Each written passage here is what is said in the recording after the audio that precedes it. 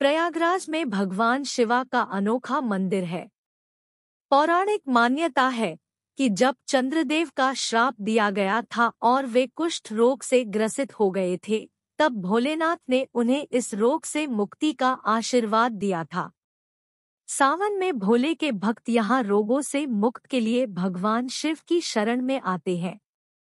संगम नगरी प्रयागराज में भगवान शिव का एक ऐसा अनूठा मंदिर है जहां लोग गंभीर बीमारियों से निजात पाने के लिए आते हैं।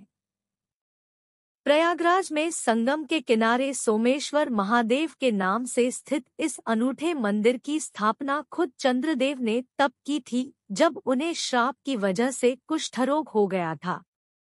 पौराणिक कथाओं के मुताबिक कुष्ठ रोग होने के बाद चंद्रमा ने इसी जगह शिवलिंग स्थापित कर अपनी बीमारी से मुक्ति पाई थी। चंद्रदेव द्वारा स्थापित किए जाने और यही उनका कुष्ठरोग ठीक होने की वजह से बड़ी संख्या में श्रद्धालु निरोगी होने की कामना के साथ यहाँ दर्शन पूजन के लिए आते हैं।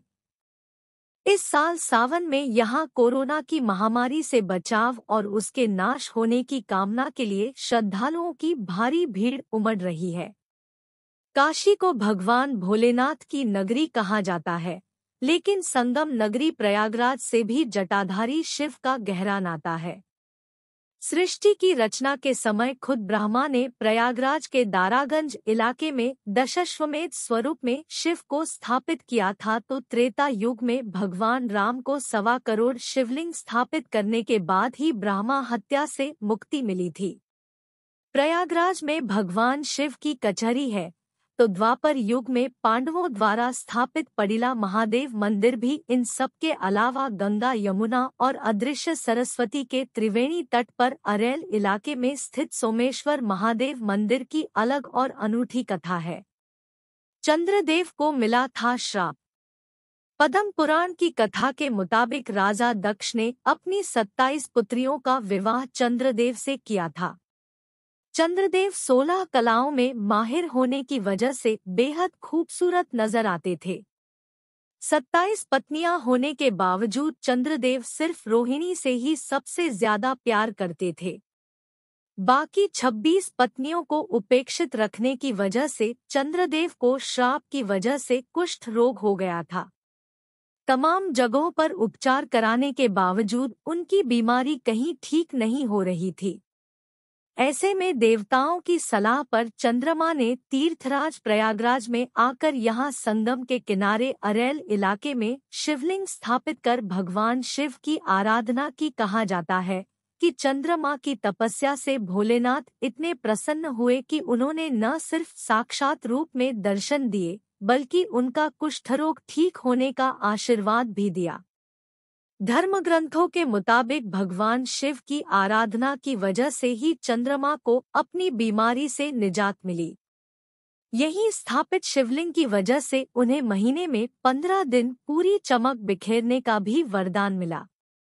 मान्यताओं के मुताबिक चंद्रदेव द्वारा स्थापित इस मंदिर में सच्चे मन से की गई पूजा बेकार नहीं जाती और गंभीर से गंभीर बीमारियों वाले लोगों को भी अपना रोग ठीक होने का आभास होने लगता है। वैसे तो यहाँ पूरे साल देश के कोने कोने से श्रद्धालु पूजन अर्चन के लिए आते हैं, लेकिन कुंभ और माघ के मेले में तो यहाँ तिल रखने तक की जगह नहीं होती।